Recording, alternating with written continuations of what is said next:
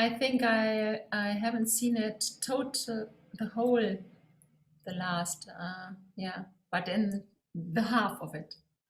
Great. Yes, so you didn't get to the headstand. Yes. But I do it here sometimes. I like it. Yes. Mm-hmm.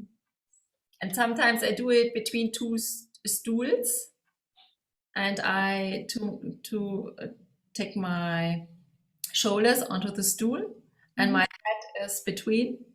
Right. And this is also a bit comfortable, more for the head. Mm-hmm. And I do some experiments always.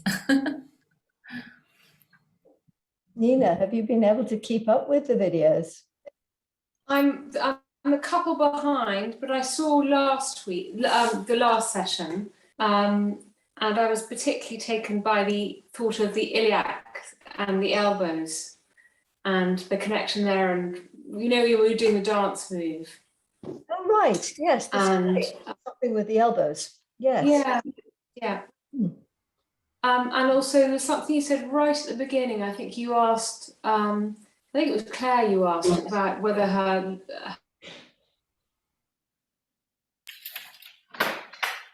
Are you frozen?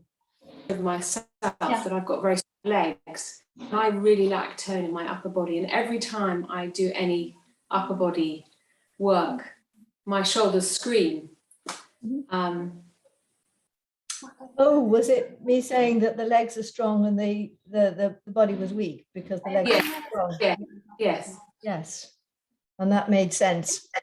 Yeah, it made sense. That it's something I've got to really think through a bit more deeply myself. Yes, yes, if the shoulders are screaming, it's whereas what are they taking up the slack for? Exactly.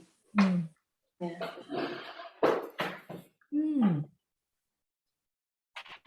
Any other comments, queries, questions on previous? No, there's always one. I still find it difficult with the screwing of the ankle. I feel I'm not quite sure what I'm doing still. So I don't know whether it's something today when we're going through something you'll run through again. It wasn't really part of the theme, so let's just talk about it now briefly. Okay. Yeah. What's your understanding of it so far? Just checking you're doing it the right way around, as it were. What's your understanding? What's it doing? What's it doing? So this is why I think I probably got it wrong. But so it's lifting the arch, connecting with the outside of the lower leg, but I still feel that I'm not understanding it. I don't think. Right. I don't got a clear picture of. Okay, well, let's just go through that quickly. So if we start from the point that the legs sort of want to do that, if we're in secondary, most people's legs do that. Yeah. That means the ankle is tending to fall inwards. Yeah. So we want the ankle rotating outwards. And this is sort of, I'm doing this in a rather caricature way. Yeah. That inside of the ankle sort of connecting us back and up and out, as it were. Obviously without going to that extreme. Yeah. Does it help to think about that for starters, that it's taking that inside line of the foot and bringing it more active by stretching the heel back? And it's also, if you think about it, stretching if our feet tend to be a bit cramped because everything's been a bit cramped, yeah, stretching the foot back from the heel and stretching it back and up and out that way. Yeah.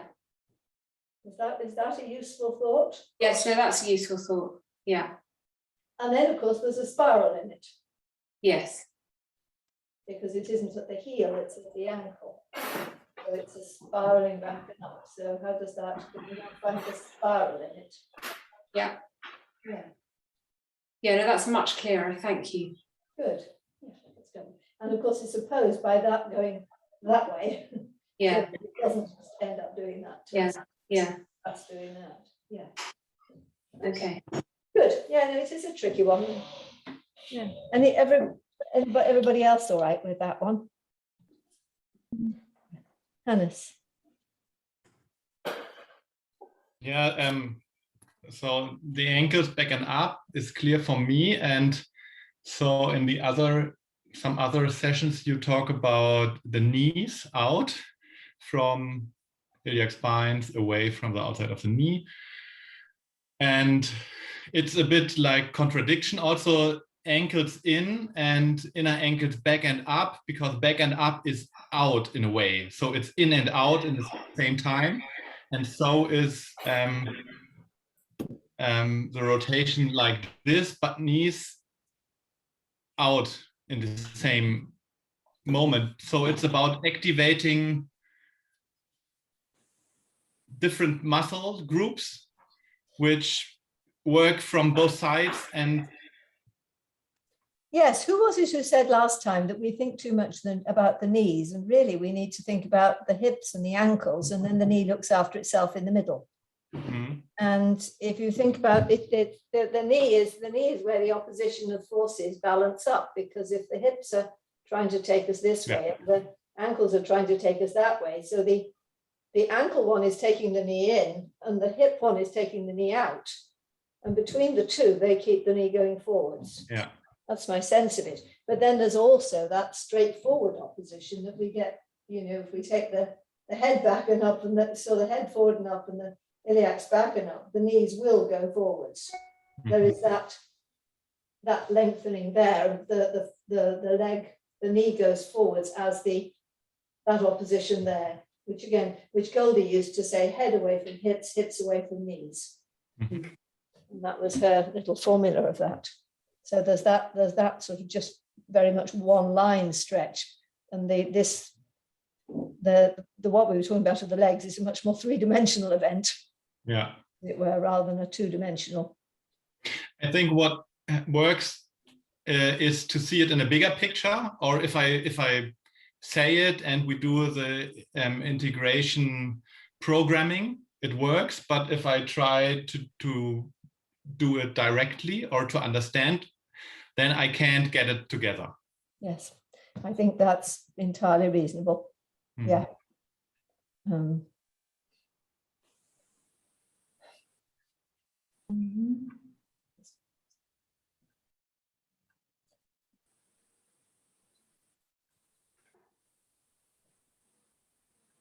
Okay. Yeah, absolutely. Knees have to be done as, I think you're right, knees have to be done as part of the overall patterning, because if we do a knee on its own, we'll end up just going forwards or just going down, or just going away or just going in. It has to come out of that overall expansion pattern, and that will allow the joint to bend while keeping full extension in it. Because the knee is so vulnerable, isn't it, when it bends in a way that's heavy. Does that make sense, Micah? Yeah, I mean, with just this exercise, ankles, screwing the ankles and iliac spines back up off the outer knee. I did this since November, since we did it actually like almost every day, and I really had knee issues on my right knee for some months, and then I took it very easy with the knee, and then I was playing with this, and it's a very delicate spot, the knee, and I feel it's being triggered by this rebalancing, screwing the ankles and iliacs back and up. It's really triggered, and it needs to be thinking not too much and not too little. So I try to kind of invite it, but not to push it, and it's changing constantly. I wanted to say something else about the last session. I was not there, but I watched it, and at some point, may I please come up with that one? Yeah. I really like this opposition, back of the armpit away from the elbow and elbow away from back of. And then there was one point where you were kind of playing in movement, coming to kind of dancey movements with that. And I had the experience that for me it makes sense to include the knees or the thinking of the opposition, back of armpit away from elbow, elbows away from each other, but then also going from here along the back across the meeting of the lumbar and thoracolumbar spine down to the knees, like the elbows go across to the knee, this elbow go across to the other one, and to kind of move from there to take the knee, the calf, the knee, how you say, kniekehle. The back of the knee? The back of the knee. So to take the elbows away from the back of the knees and to, I don't know, just a thought I had in this exercise. It totally made sense for me. It's nice. Let me just bring up my pictures, because I found a new way of picturing the thoracolumbar fascia the other day. Let me just come through to it.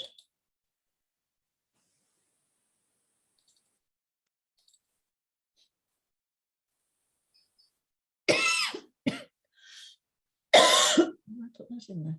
Sorry, talking to myself. Yes, I did.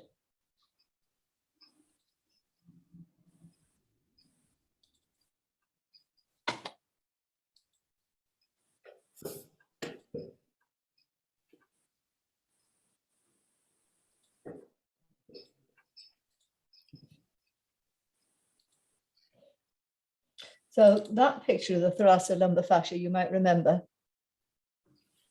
where you've got the lateral line, the latissimus dorsi going through the thoracolumbar fascia across through the glutes and into the muscle that's at the side of the leg, actually, which is actually the side quad, the vastus lateralis, which comes to the front of the knee. So I don't know whether that is a useful thought. And then there's this picture of it as well, which very much shows the crossing of it. And they're even calling these the posterior obliques, because you've got this crossing of the body. And of course, the lat will then go through into the elbow, and this one will go through into the knee through various routes. So I think you've got that sort of whole cross of the body. So I don't know if that's, I rather liked this image. I don't really like it.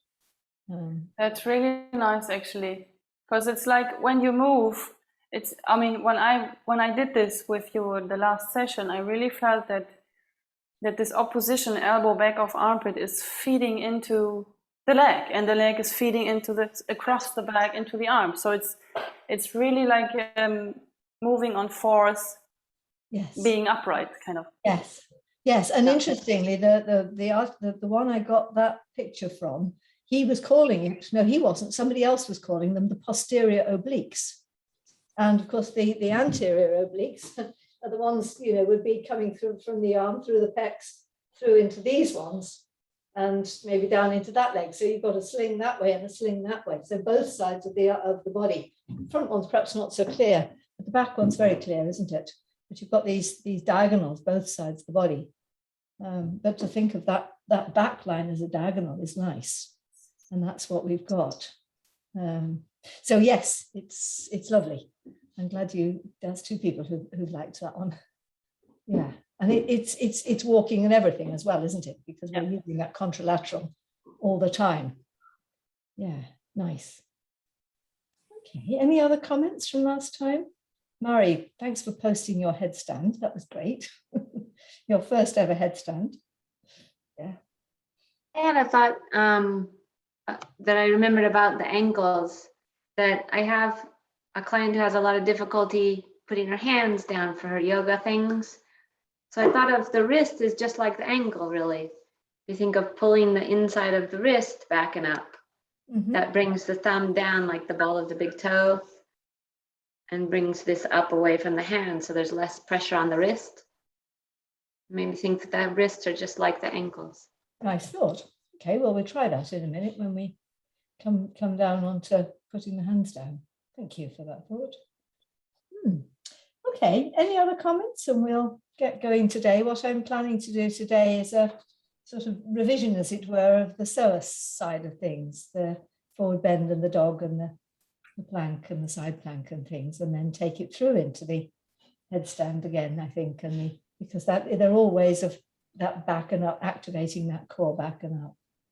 Yeah. Okay. I just have a very little comment that I had something going on with my back again, so I might not be able to do everything today. Just that you know. Just to take it gently, do what you want and sit out where you're not sure. Yeah, and always, only go as far as you feel safe, because we'll take things further, and then just go as far as you can do. Okay. Right, let's start lying down on the back. Let's start with some active hip folds, but we'll start by finding space and ourselves.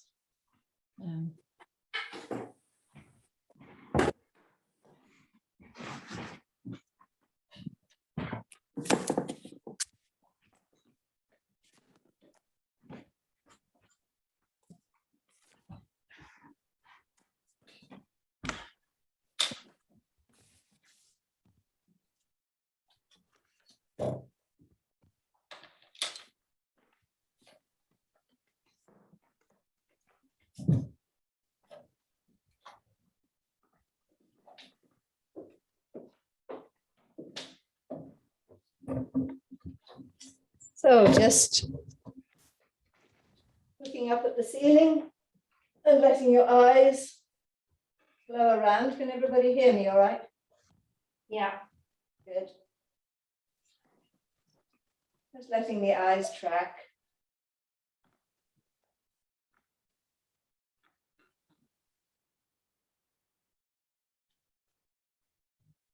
And seeing from the back of the head.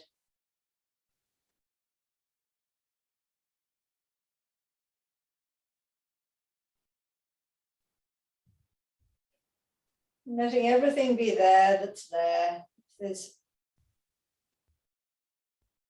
anything going on for you, just allowing it to be there. And choosing to see.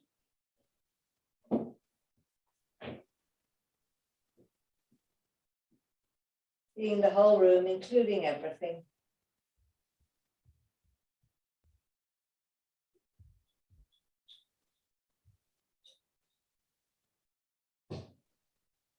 Letting the eyes track gently. And seeing the spaces between objects as well. The flow between points.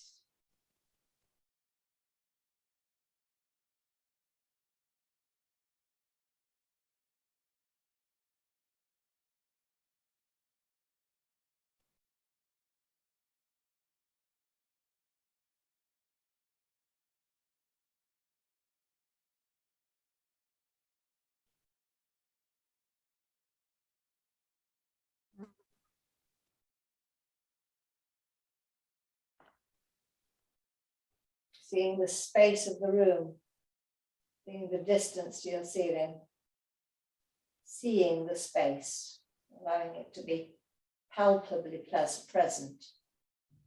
If you can touch the space.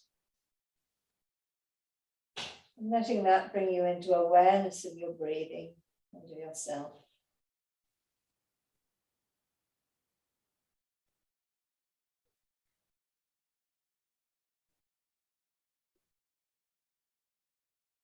Letting the breath flow in and out like waves.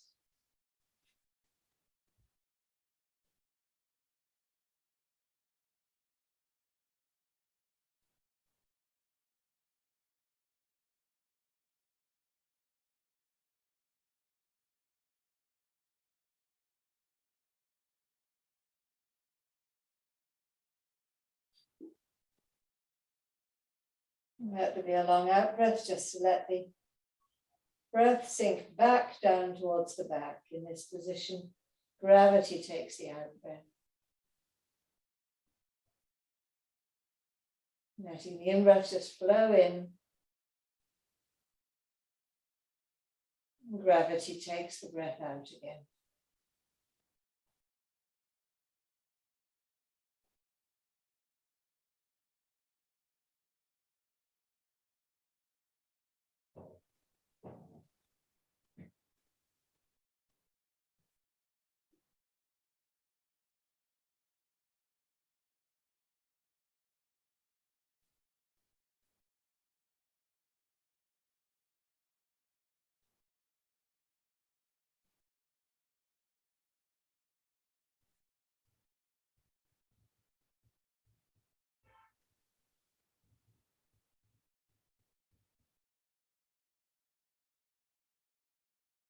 We're setting the back, flow back, back and up.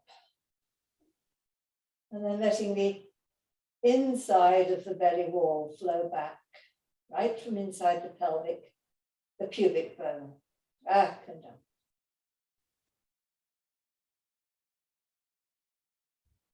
The in-breath takes us down into the pelvis and wide. And the out-breath brings the front of the belly wall, the belly wall itself, back and up, right from that deepest layer of the belly wall, the deepest part of the rectus abdominis, falling back, and also the deepest part of the obliques, falling back, the deepest part of the transversus, falling back.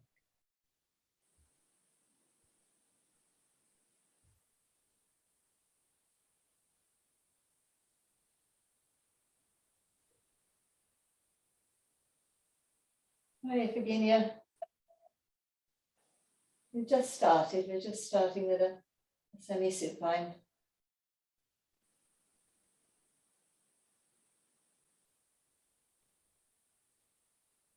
And then just finding that, taking the consciousness deeper in again to find the guts moving up and back, drawn by pelvic floor, coming back and up, and the diaphragm moving back and up on the out breath, drawing the guts back and up out after it. And with that, the psoas is drawn into extension, back and up. So we're contacting that back wall of the belly. Flowing back and up.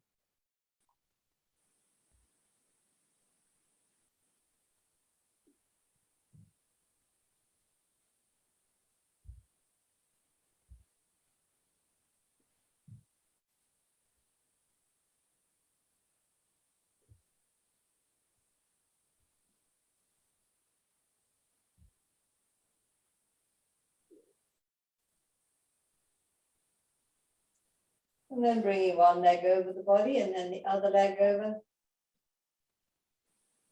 So that your legs are, your knees are above your chest.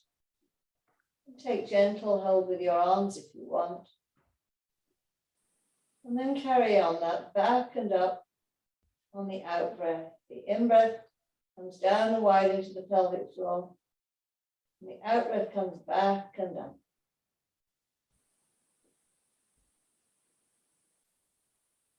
And that pulls the legs towards us.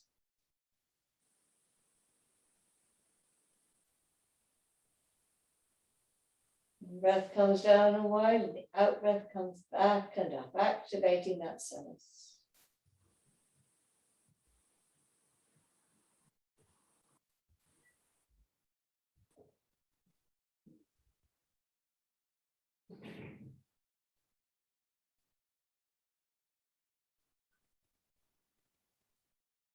Now letting the in-breath not puff the belly out, but keeping that engagement of the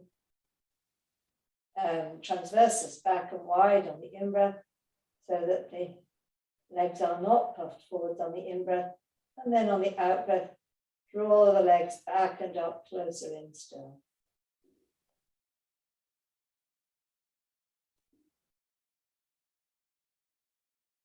On the in-breath, maintain that engagement, and on the out-breath, back and up again.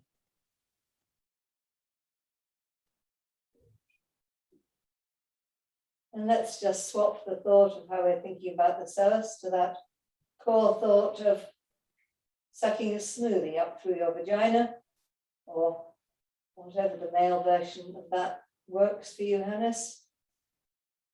Stopping the flow of pee or finding your etheric vagina.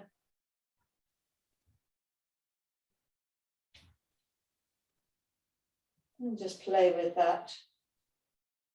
It's another way also of activating those core. It's not in a hard way, but it tones up the very center of the body.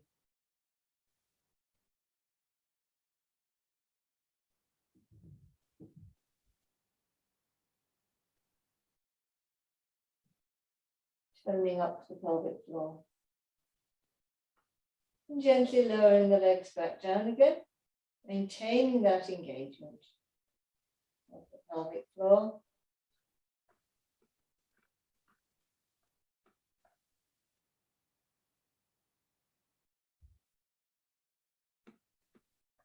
And then let's roll up to standing, keeping that engagement as you do so.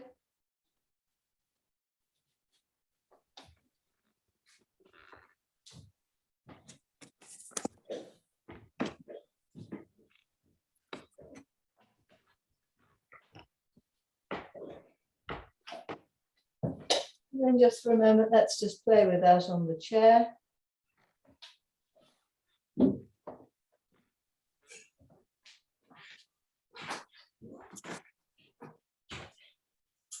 And as you're sitting on your chair or your stool, just thinking your hip laterals down, the legs are engaged, hip laterals down,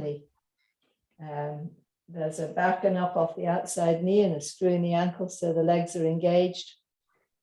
And then let's find that back and up. Go back in the chair. And then forwards to come up again, keeping that back and up, to come back, and still back and up to come forwards again. So that, and just play with that and see. Keep going. You can use your arms in front if you want. If that helps, just to allow a real lengthening away, back and up.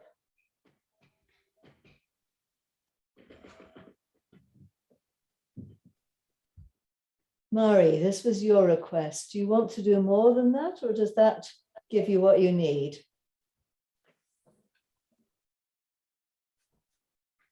My question is related to tensing here in the hip flexors and also the rectus abdominis. That's what seems to be really activating.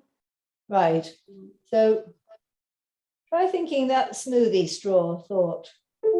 And whether if you really find the smoothie straw thought, you bypass the front of the body. Oops.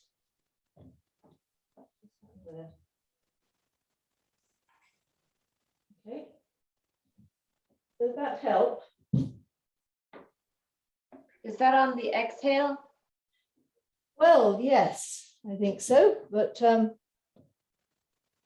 yeah, because if we think the psoas backing up over the front of the leg, we're still thinking of the front of the leg. Whereas if we just think that smoothie straw thought, we're actually engaging the pelvic floor from deeper in. And I find that, for me, takes the pressure off the legs, but I don't know what anyone else notices there.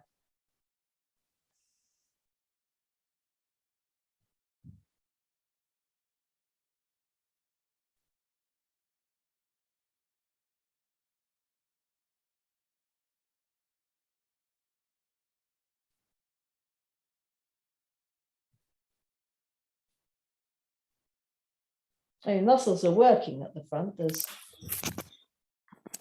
I actually notice less pressure in the hip flexors when I go back with a straw thought. Yes. But I still notice it really requires going back up, but still I'm not completely free of tension in the hip flexors when I go back. I would like to, but maybe it's not yet happening, possible. Yes, I have moments where I really have no tension in the hip flexors, and then other moments where it comes back in again. Right now, my legs are free, but actually something tightened again. So let's just play again.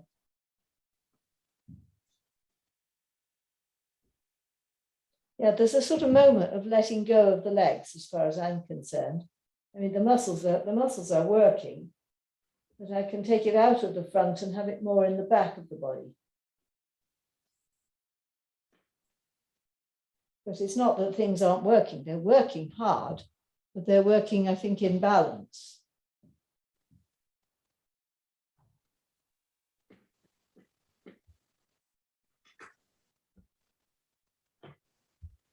What do you think? Do we need friction in the sole of the foot? No. No, as I say, my legs are free. I Okay. can put them up, I can put them down. They can do that, they can go down, they can do what they want. But the torso is supporting itself.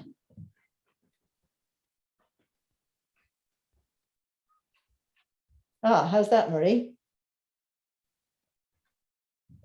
Yeah, better. Yeah, I mean, it's like what we had, it's like the cycling that we were just doing on the back, as it were, when it's really held in the back, the legs are then free to try it, do what you want, do what they want. Yeah, that seems to get more activation all of this and not so much just this. Yes, yes, it's really the back working, isn't it, Anadora? I just had the idea because sometimes I notice that pupils go very much forward, either in sitting or sitting in or out of the chair, that they really bend very much forward. And this straw thought helps to get it from another place, so that in a way you don't drop it too much into the floor and have to go very much forward to get this weight transition, but somehow you're at another point able to float up. Yeah, yeah, Goldie would call it activating your lifter muscles. Yes, but it's without that, one has to do that. Yes, but it's now connected to this to the pelvic floor. Yes, yes, and really addressing it. That's really nice. yes, yes. It's a very good one, isn't it? Yeah. Yeah, and the more one can get that, the more you can get close to Jando's mythical 17 degrees, I suppose. I have a question. Yes. Hip flexor is the iliopsoas, or what is the hip flexor?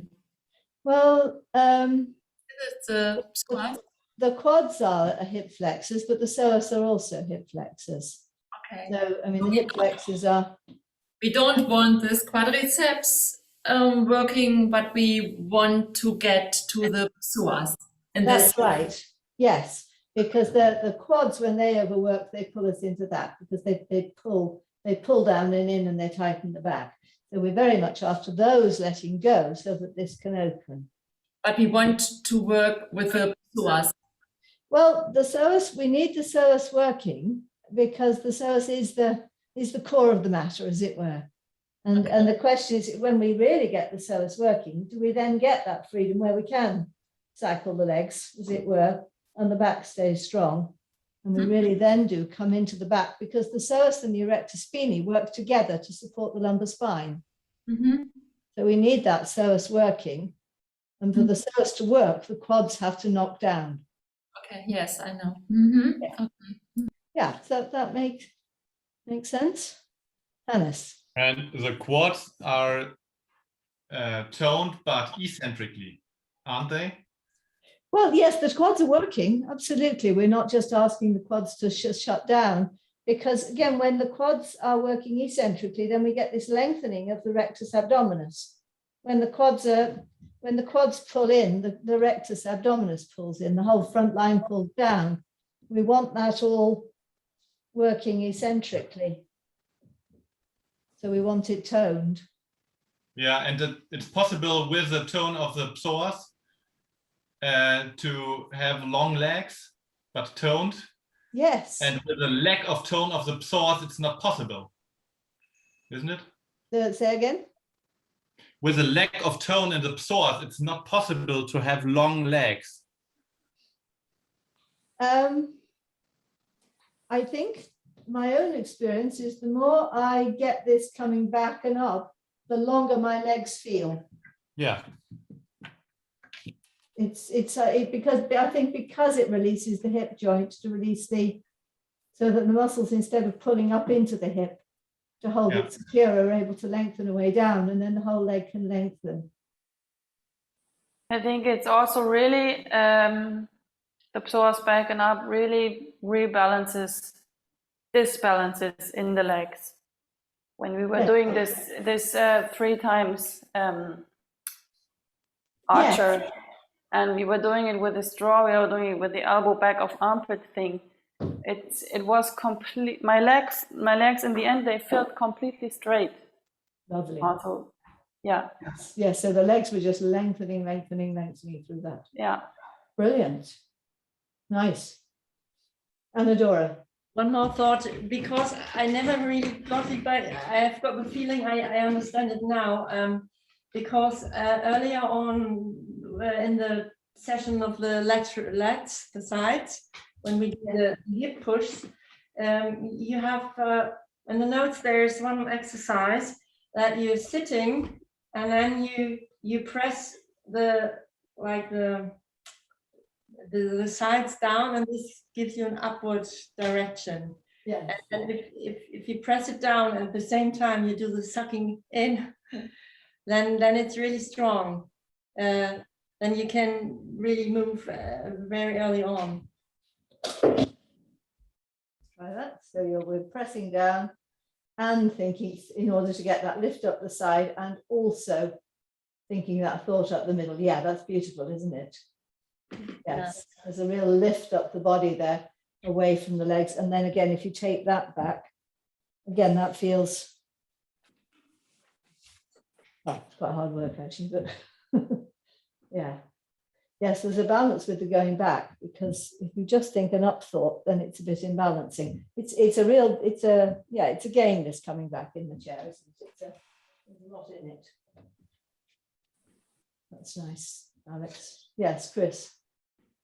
I mean, for me, doing this active hip fold, it always works, it feels like it works much better when I'm really sending my knees the other way, and sometimes putting my hands on my thighs and, directing strongly the other way.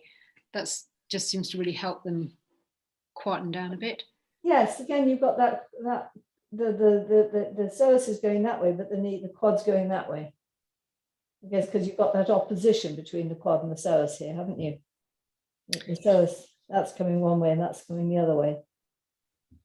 And I just always notice I have quite resistance to the smoothie straw, and I think it's possibly because it's taken quite some time to have a sense of my pelvic floor really filling and sort of going this way with the in-breath, and I kind of, I don't want to go back to something I've probably been a bit stuck with.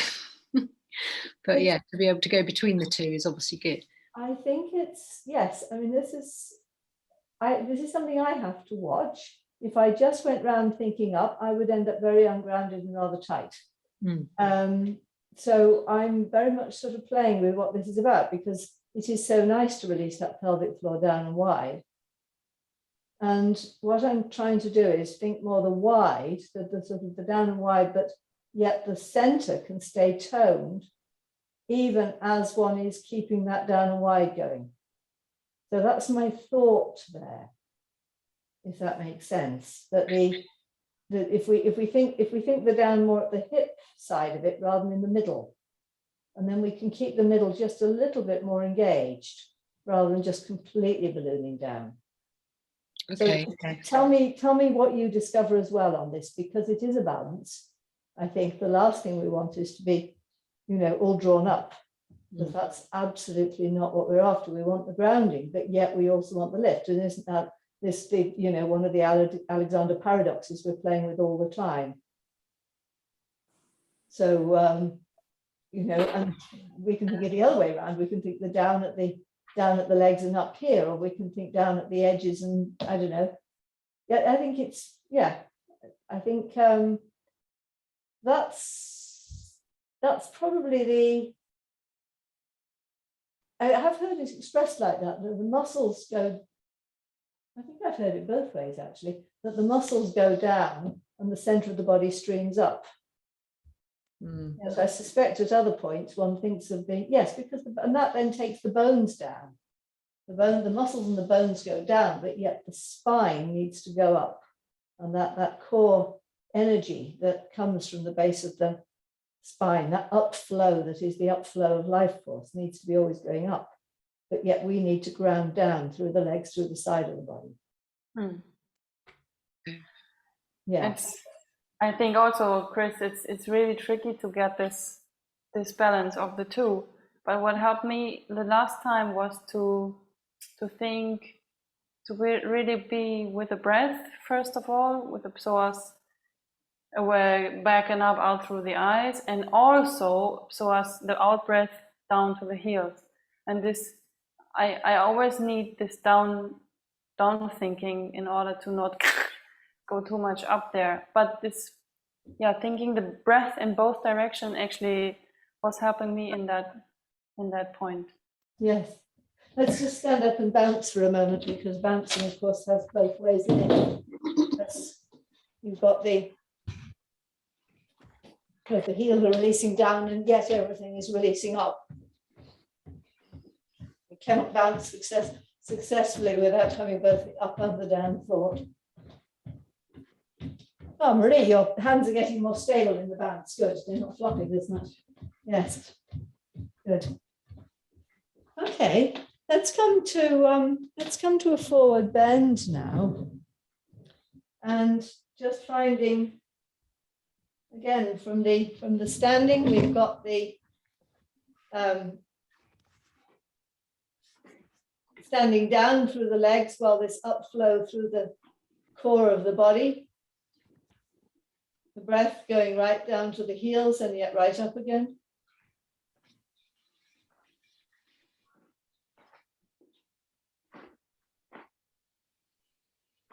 And then when you're ready, letting the hands float up. And then finding that smoothie straw back and up, psoas back and up to take us forwards into flat back. And then just a little way down into forward bends to start with, not sort of trying to do a huge bend if it's not there straight off, but just go a very small bend. And then find that fingertips leading to take the head forwards. Again, and let the arms, fingers lead and the head lead to lengthen back to flat back. And again, find that smoothie straw psoas back and up to take us into a deeper bend. And you can work with the breath here, that the in-breath lengthens the head and the fingertips away. The tail is still lengthening in the other direction. And then again, the smoothie thought psoas back and up, iliacs back and up, so that we come a bit further over again. Again, on the in-breath, just letting it all extend away, extending forwards, but opposed by the iliac spines, and then back and up, come deeper still. Keeping screwing the ankles, but yet the knees are staying out because the iliac spines are coming up and back off the outside knee as well. And that's keeping the leg straight forwards in this position. So being aware of the legs being strong because of the screwing the ankle and the back and up off the hip working together to keep the knee tracking forwards. And just pulse a few more times.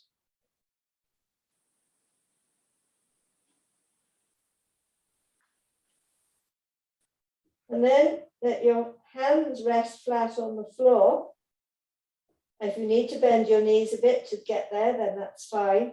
And just let's play with Marie's thought of the wrist being like an ankle and taking the inside wrist bone back and up.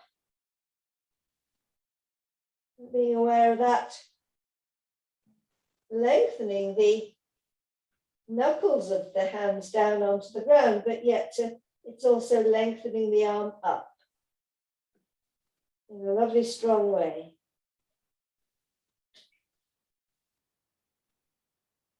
And using that strength now to walk forwards, keeping those walk forwards on your hands so that you come into plank. And once you're in plank again, thinking of those ankles, the ankle of the wrist back and up, the inside wrist back and up, and the inside ankle back and up as well, and the head away from the heels. And walk back again, keeping the stability as the iliac spines and the smoothie straw draw you back and up, and the hands walk back up. So we're back in forward bend. And again, walk out again. Hands releasing away like a cat, keeping that length engagement of the hands back into plank. Iliac staying back, the hips, the head away from the heels, and coming down into all fours. And let your, again, iliacs lead to take you back into child's pose.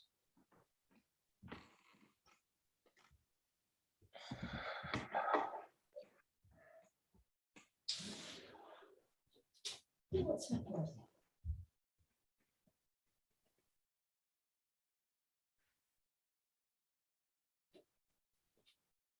I'm sorry if my computer's doing strange things. I hope you didn't lose what. I need the image of that. So from child's pose, let's find that head leading to lengthen the spine so that just the neck spine lengthens after the head to start with, and then goes back down again.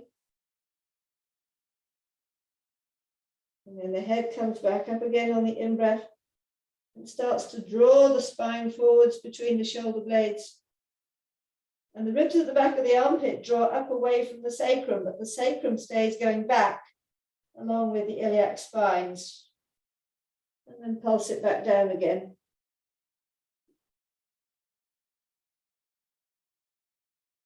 And again, the head lengthens away forwards. The neck spine lengthens, and the ribs at the back of the armpit lengthen away from the sacrum. And let that pull you a little bit higher up this time. The elbows going away from the ribs at the back of the armpit. And then back down again, drawn by the iliac spines. Lengthen back down onto the floor.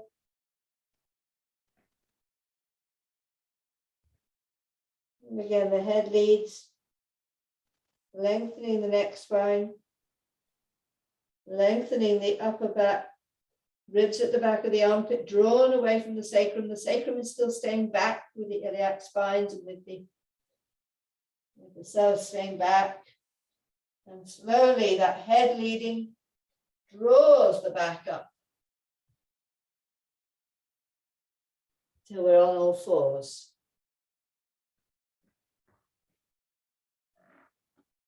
And now we're going to tuck the back toes under and come into elephant, which is, you remember, we keep the knees at a right angle with the lower leg.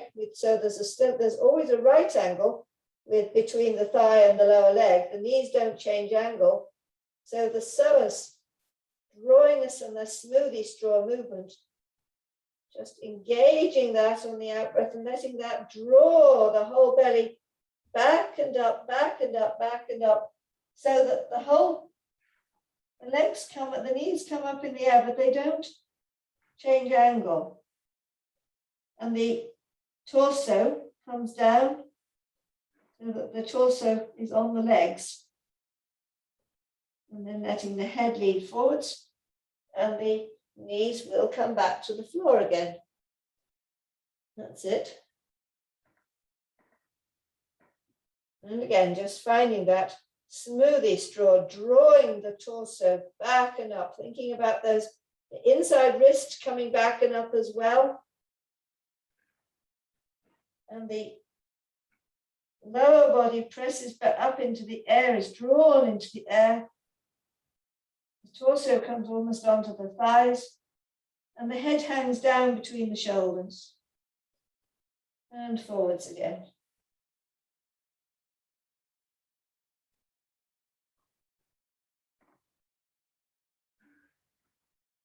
And this time coming up into dog. So this time this drawing back and up. It's not the legs pushing, the body draws back and up off the legs, and the legs open out now and start coming to straight. And still the torso is drawn into the air, as if it could go on and on forever up towards the ceiling. And the legs are lengthening away down from the outside of the hips. Just thinking about that outside of the hips lengthening down, and the inside, that psoas, the smoothie straw drawing up, and the inside ankle drawing back and up as well. And then coming forwards again, led by the top of the head and led by the top of the sternum as well, to come back down into the all fours again.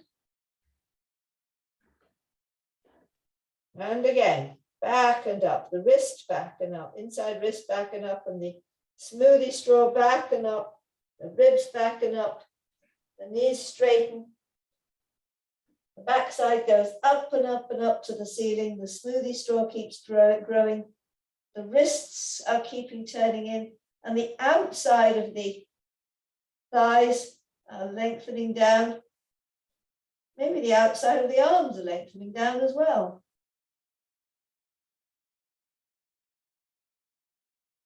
The wrist coming back and up, and the outside of the arm lengthening down.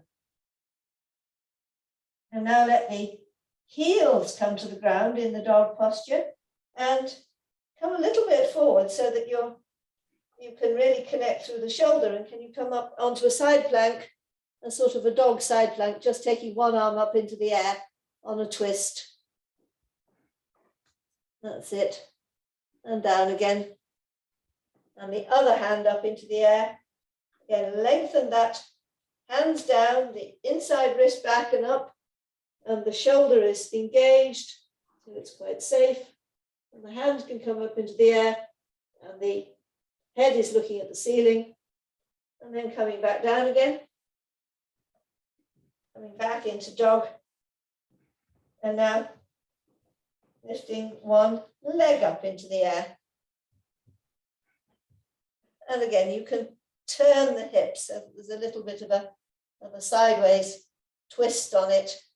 The weight is very much on the front hand, the same side as the supporting leg. And you can even let that leg fall down at the back, the knee bent, so that you get quite a stretch through the front of the body. And coming down again, heel up, and then lengthening that leg down again and going the other way. The leg comes up, twisting the hips. The legs, foot's right up in the air, and then letting the heel drop, so that you've got that, the knee going up into the air in opposition to the opposite elbow. And you've got that twist through the back that we were talking about at the beginning. Knee against elbow. And sending the leg back up into the air, bringing it down again, and coming back to all fours. And back into child's pose.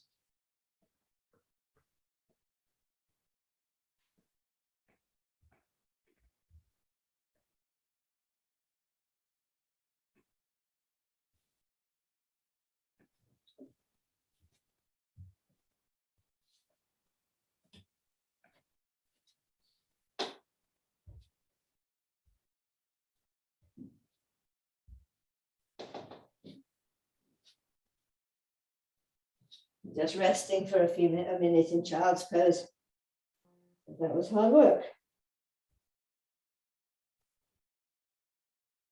And even as you're resting, being aware that the outer leg is releasing down.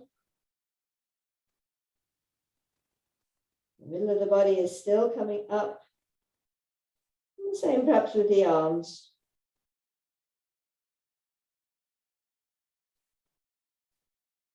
And does that bring more thought of widening?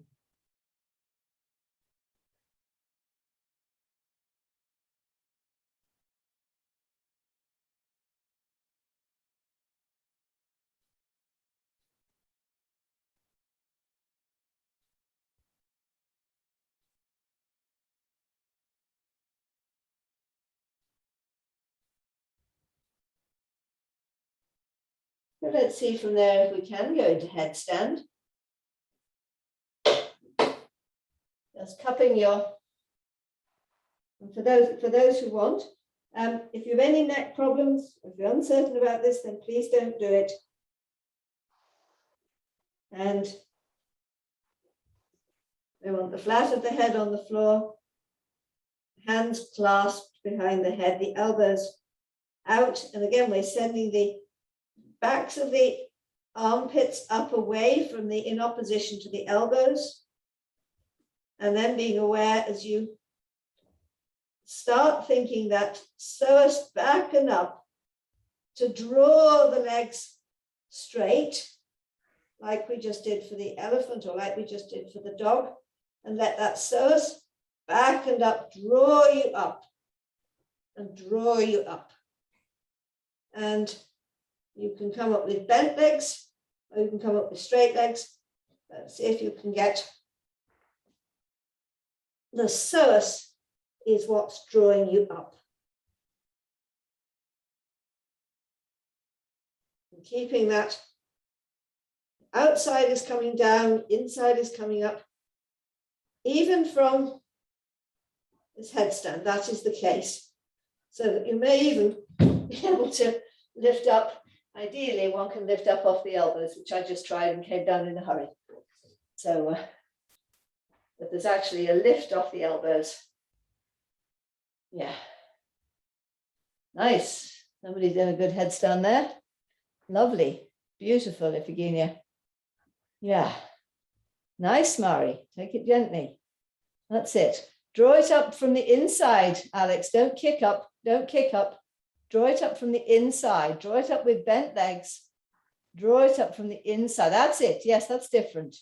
Yeah, you're drawing it up from the inside, not kicking it up.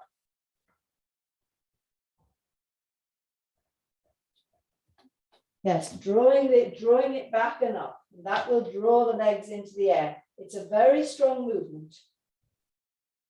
And it can take a while to find. That's it, Chris. That's it.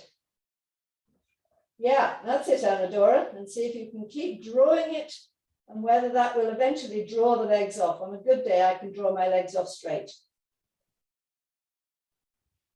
But to start with, it's easier to draw them bent.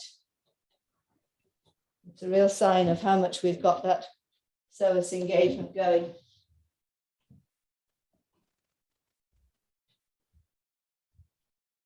That's it, there it goes.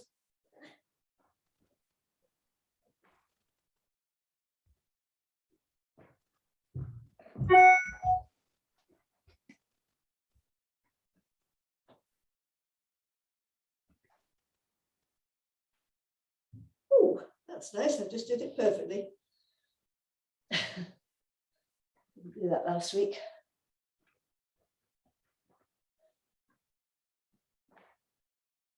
Okay. Now, let's try that into crow posture, which we did at the end of advanced class, where we put the hands flat on the floor, spread, and the knees either side. And then again, you're drawing up with the psoas and that smoothie straw to draw the body over the hands until hopefully you can come into a balance.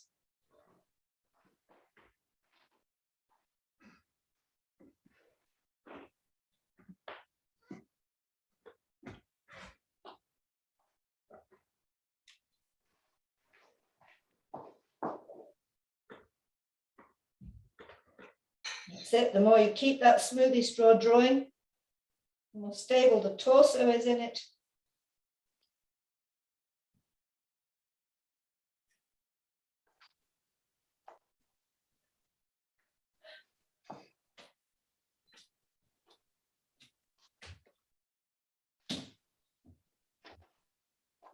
So the knees are jammed around the side of the, really holding around the sides of the legs. That's it. Draw the middle, Alex. That's it. That's lovely. Draw the middle of you to draw up over the legs, over the hands rather.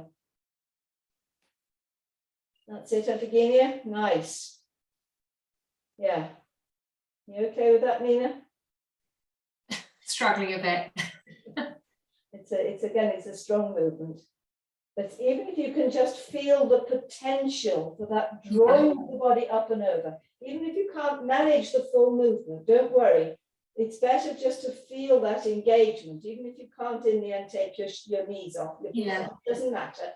Can you feel that up and over from the inside? Absolutely, I can feel the up and over, which is great. Yes, that's lovely. That's it. And you know, these are strong movements that we don't do every day. Yeah. We've never done it before. That's it. So just feel that up and over, Marie, on the inside of you, just finding that up and over and see if it will draw the legs off. And it doesn't matter if it don't. And the same is true of the headstand. The important thing is to feel that up and over, even if on a given day you can't get the legs off the floor. It's finding that up and over, which is the core bit, the crucial bit.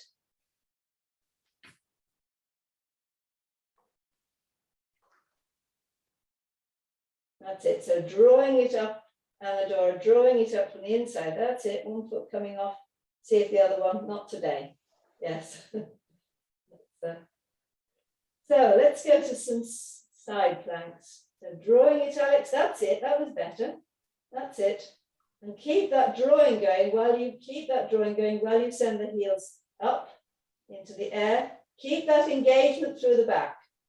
Yeah, it's more needed in the back to keep the stability of it. Keeping it working in the back. Yeah. These really show up where we still need to get strengthening. Yeah. Okay. Let's do a few side planks. You're up for that.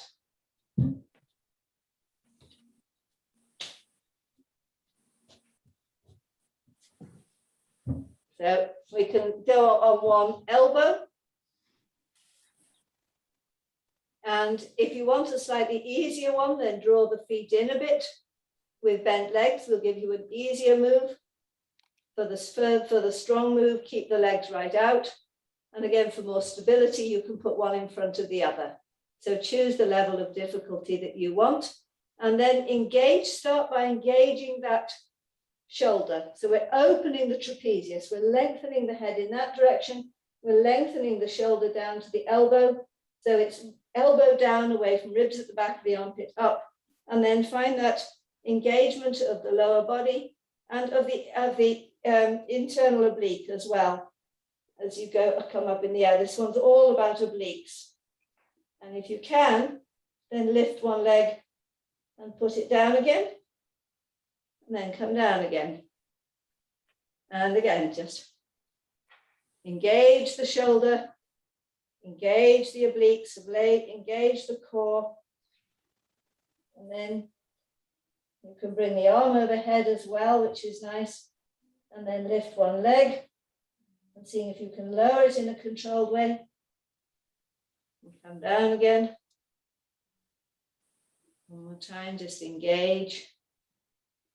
And lift through the body, lift the leg if you can, and a control down again. And then let's go the other way.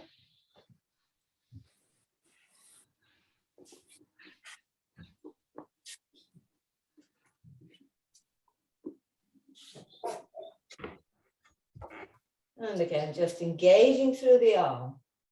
And we've got both sides of the arm going. If we think both sides of the hand on the floor, and then up and back through the psoas, through the obliques, and lift one leg, the other leg, and Control it down again. Down again.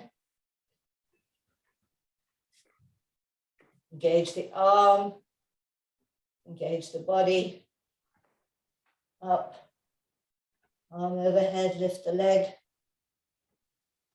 Slowly down again.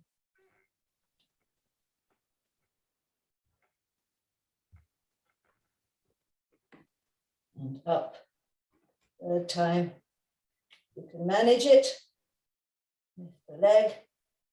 And slowly down again.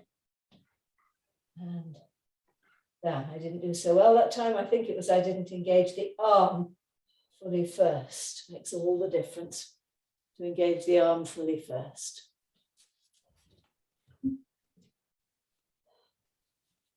And some while ago we did the back plank as well, this one. So if we sit upright, link those hips down into the floor, put the hands behind you, and then again engage the arms, engage the core, engage the obliques, and up we come. And down again. And play with where you want your hands, whether you want the hands behind you with the fingers pointing in or whether you want them pointing out. I'm not quite sure which, so I think play with either and see what we notice. But if the fingers are pointing out, which I'm playing now, I'm very much thinking about the elbow away from the ribs at the back of the armpit.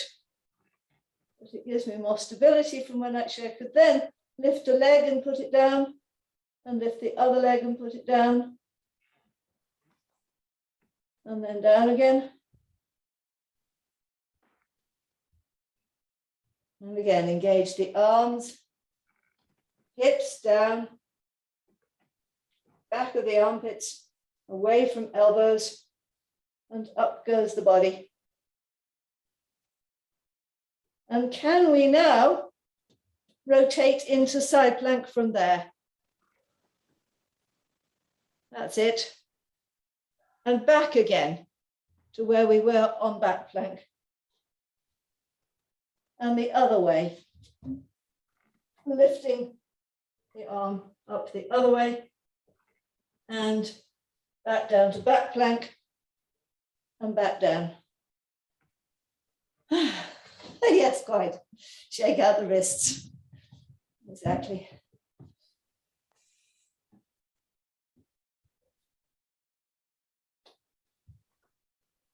So let's finish with can we bring the legs, active hip fold, to lengthen up like that. So we've got a balance. And quite easy. So just being aware of, again, that back and up on the inside. And we could perhaps even lengthen the legs away and turn or bicycle them.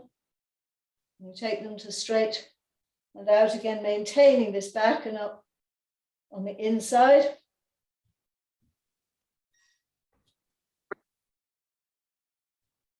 And then take hold of both your toes and see if you can take them up in the air. Even insteps, it's probably easier to hold the arches, I think. And see if you can find that. And again, keep the active hip fold going on so that you're not just being held by your hands, but you're being held by the torso in this position. The torso coming back and up, and the head is forwards and up. And that's lovely. And we've got a lovely stable balance. Breathing into it. Again, armpits away from elbows, elbows away from armpits.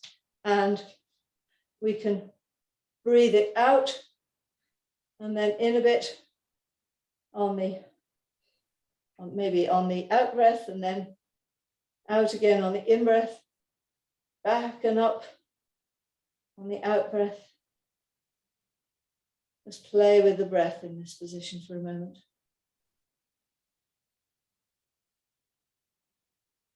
Keeping the torso stable by keeping that engagement of the core. That's lovely. And coming down again into feet together. Yes, why not? And again, we can hold the feet for stability, but let's again do it by finding that core. So here's a real challenge to drop the legs away from the back, that the feet, the soles of the feet stay together. The outside hips are dropping down. That smoothie of the psoas is coming up. And we can bend forwards over the legs. And coming back again. Again, we're not collapsing over the legs. We're bringing up and back from the psoas, from the ribs at the back of the armpits, coming back and up. Come down and then do a stitty to come back to a flat back. And then maybe take it down again.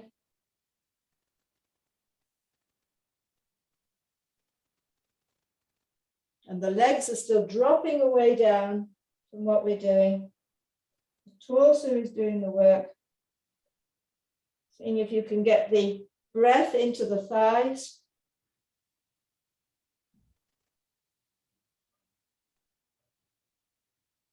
That connection between the torso and the legs.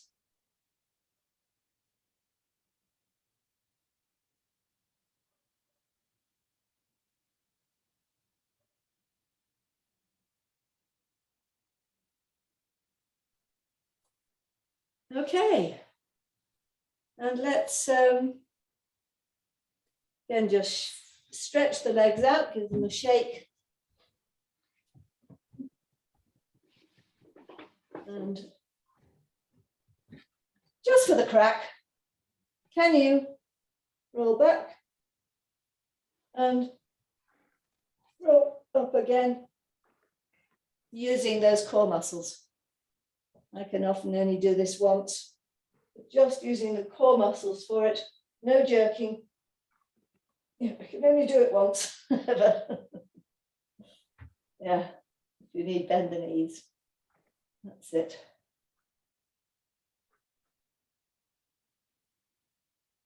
Nice, Chris, very nice. Yeah, lovely. This is something I need to work on. Yeah. Okay. Right, so let's stand up. And let's just bounce again to finish, just to bounce everything out. Maybe do some star jumps. Keeping everything engaged, not flopping. Inside ankles coming back and up. Back of the armpits staying up, away from the heels, away from the knees, elbows away. And just take it when you're ready to a gentle bounce. And then come to a quiet. Yeah. So, I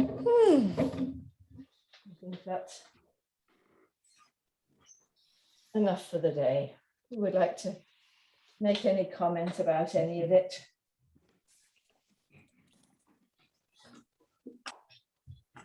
I was just thinking, I found thinking of the ankles at the same time as the knees incredibly helpful when we're going into downward dog, so that we weren't overusing our legs.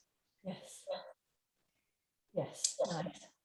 Yes, the ankles back and up in downward dog is a great thought, isn't it? Yeah. Really, really helps.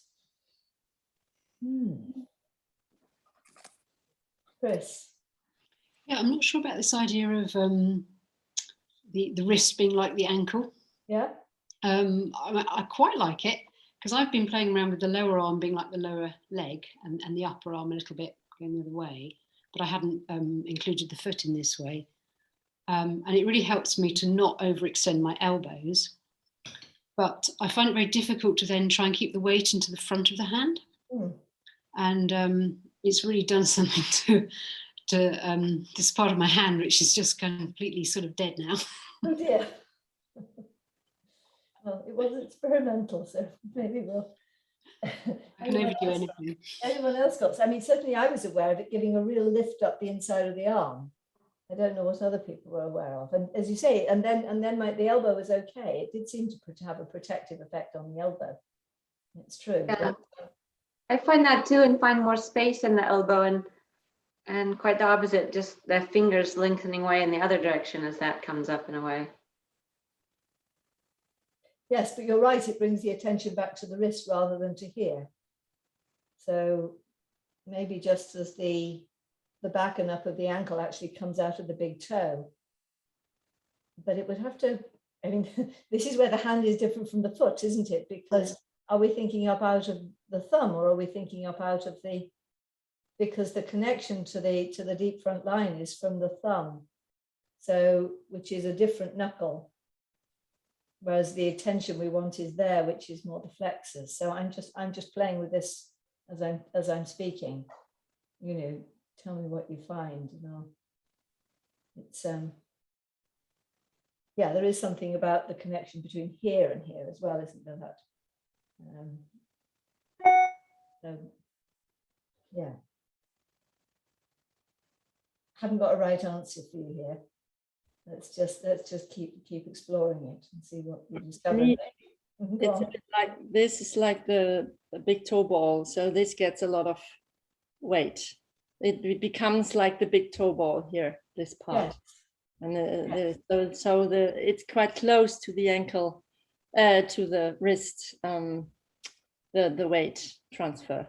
Yes, but unlike the foot, I don't think we want all the weight of the body on that point there. I think it both. Yes. It's so the line, the connection is to the thumb, but Yes. also like the sesamoids are also here. Yes, we want both, Both. don't we? We want there and there. It's just play with that again. Yeah, I find it helps me to bring my weight into that as if it were the sesamoids. Yeah, that makes sense. If one lets it into both those points. Yeah. How's that for you, Chris? If you think about that. Sorry, both the thumb and what? Where are you going for the first? Yes, the thumb and the knuckle of the thumb and the knuckle of the first finger. If one's thinking into both of those points.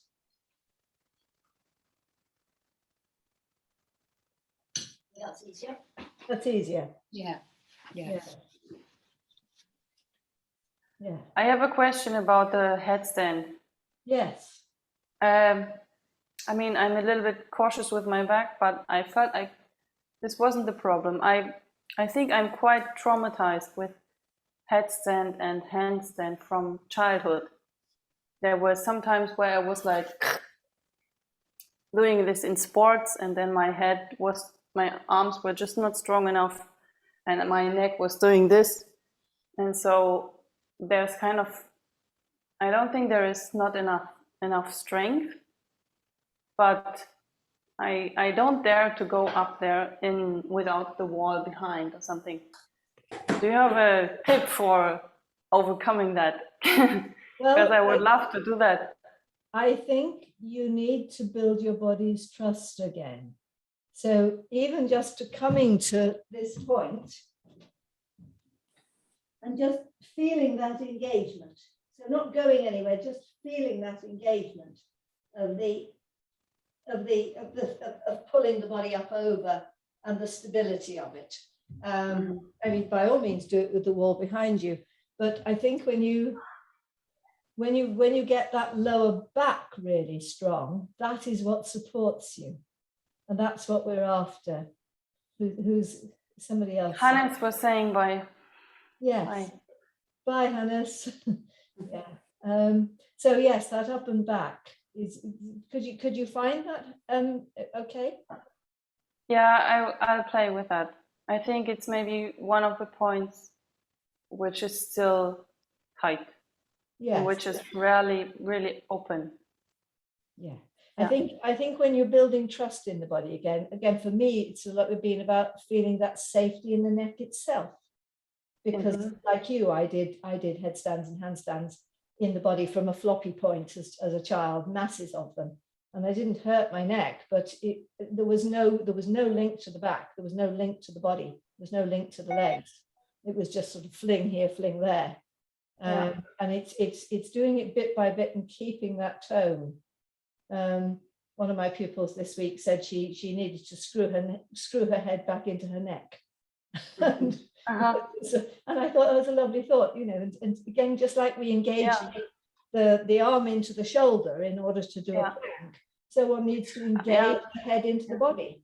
Yeah, actually this thought of I think the previous, not the last, but the one before, you were going on the doing this coming on the toes without going forward, right?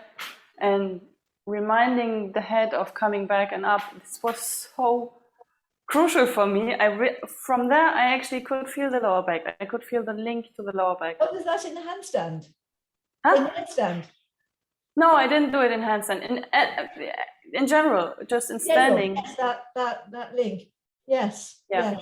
yes, it is. It's a lovely thought, isn't it? Yes. There's a limit to the number of directions one can get into any given class. But yes, it's one I now think of a lot. Yeah. Finding that very, because it's such a delicate balance, and whether that would help in headstand as well, I don't know. Let's try that, thinking that forwards and up, the other way up. Yeah, it is about engaging the tone in every bit, isn't it, for something like headstand? Yes. Because the minute one bit's floppy, I was very aware today how toning the shoulders was like bringing one easily up into back plank and so on, that the shoulder engagement then facilitated what else needed to happen. And it's not something we would think, because we'd think if we're trying to lift the hips, that's where we need the tone. But actually we need it here first. And maybe we need it here first, you know, because we need that trapezius long as well as broad, which is, after all, is lengthening and widening the whole thing. So yeah, more link-ups. Yeah, it's amazing to feel that the head back and up, head back and up and forward and up, is actually reaching the trapezius. Yeah. I never thought that before, but you can feel the strength of the back and up by this head back and up kind of thing. Yes, and it's interesting you're saying head back and up, because we talked before about the fact that the head does that in the occipital condyles. As it comes forwards and up, it actually is rotating slightly back and up within the condyles, within the joint itself. So as there's a forwards and up, there is also a back and up. And you were saying that. Yes. 4 weeks ago. Was I? 4 weeks ago. Thank you for counting. Yes, quite. And then that's lengthening, and again, it's engaging everything. So yes, headstand, we're just looking to do that the other way up. Yeah. Anadora. For me, I always used to do a headstand with using a momentum to bring up the legs, and this is a very new approach, but I can feel the potential there. But it's just like I need to build up this strength. And after the holiday, anyway, it's like, oh, whew, building up this strength again within the body. I mean, I'm not watching the Olympics, but this is what the guys are doing in the rings when they hold onto the rings, and then they slowly bring up both legs together, and then they come up and they lower the legs, and they're not doing it from the legs, they're doing it from this core. I mean, it's gymnastic stuff, this, but you know, it really is strengthening to the body. So it's something to whittle at. So you think just playing with that will build up the strength? Just lingering there and, you know, not wanting too much going up with the legs. I think so. So. Yeah. And you know, if one's playing with the dogs and the elephant I think is particularly good at engaging this, isn't it? Because in the elephant, it is all that's lifting you is those muscles back and up. Yeah. There's nothing else happening. There's nothing else can be lifting you there, because the legs actually aren't working. They're still bent.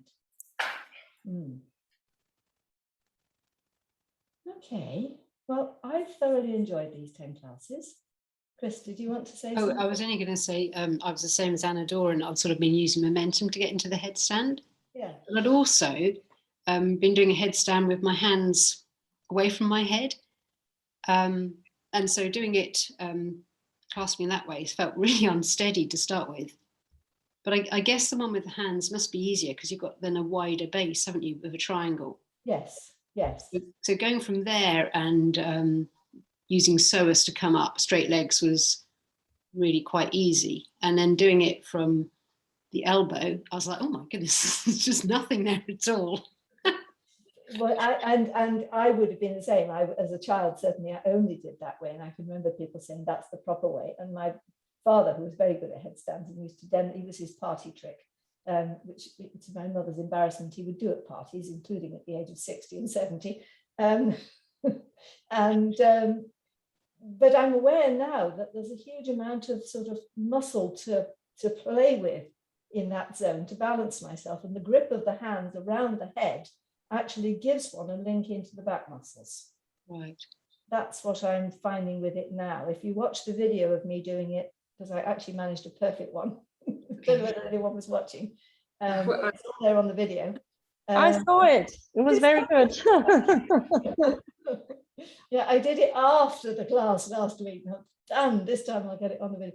But if you watch carefully, you'll see that there's a lot going on at this point, I suspect, Okay. of the balancing through that and through the back, rather than through the legs trying to counterbalance things. The balancing is going on through the neck and the back.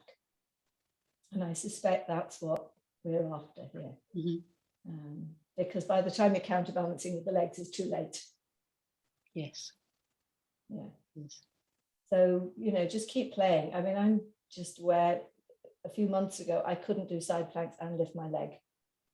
And certainly not get it down slowly, and certainly not do it 3 times. I still can only do one roll up from the floor. Damn, I have to keep working on that one. But, I don't know about you, but I'm aware the strength is slowly building. What's happened for you guys over the last 20 weeks? I mean, has anything happened? Has anything Yes. Good.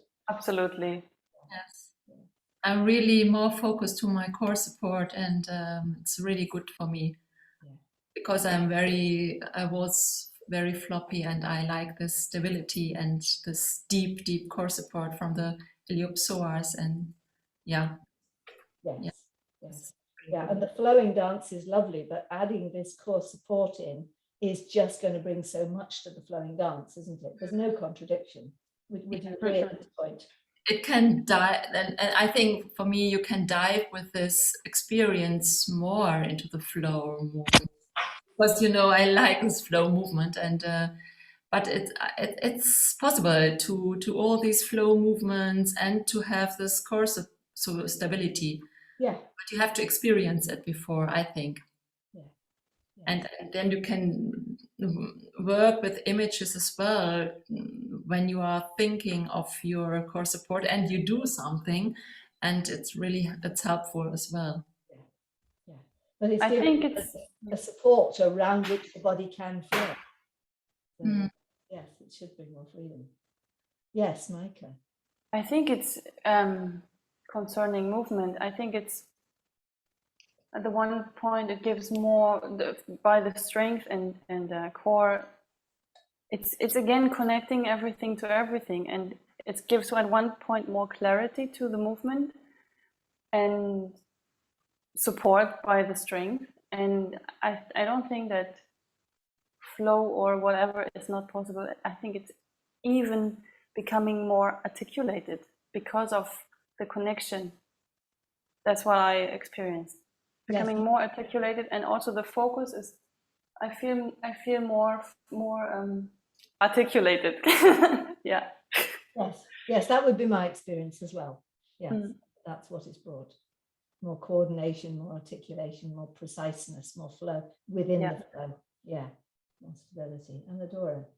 Yeah, what I really loved about these 10 sessions was that, in a way, everything we did in the training before comes into it again, and it's not like in little pieces, but it's coming together in the movement. And likewise, what Mike and you just said, it's I feel like when I see this tensegrity structure, like as if I were just like moving this within the tensegrity structure, more like being connected to all parts instead of just floppy, yeah, in a floppy way. Lovely. Did everybody get my little survey? Has anybody looked at my little survey yet? I sent it with an email, out with the email. So I No, sent not it out yet. this morning. I got it. We'll look at it, yeah. I got it, but Yes. haven't time to. You haven't had time. No, that's it. It'd take you 5 minutes to do that. But, yes, just to put these lovely things you're saying down. So I'm hoping we'll run again starting in October. Again, let me ask again this week, who's up for that? Who thinks they're going to go ahead? Alex? Yes. Micah, definitely. Yeah. Not sure about my timetable, I'm sorry, yet. Yes. And again, there'll be the same freedom to do it on video. Yeah. But, yeah, Chris, you want to, but you're not sure you're finished, I think, isn't it? I will have at some point rehearsals probably and performances, but I continue and then, you know, just work it out later.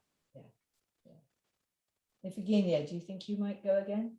Yes, I will. Great. So, I want it to happen again. It was really great, Penelope. Yeah. Hmm. Yeah. I really enjoyed bringing it more into practice. Mhm. To what I'm doing anyways, to give it more inspiration by bringing the pulse together, and it got more organic, the whole thing. Mm. And that's, I mean, also by doing it every day in walking and in, I don't know, but to do it with an exercise or to also like strengthening, and yeah, it's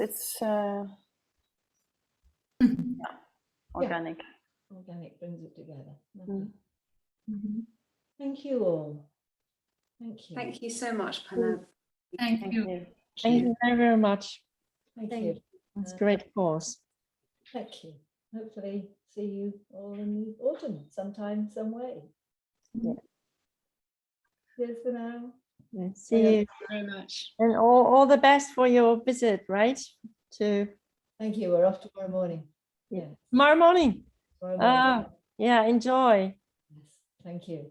Yeah. Okay. Okay.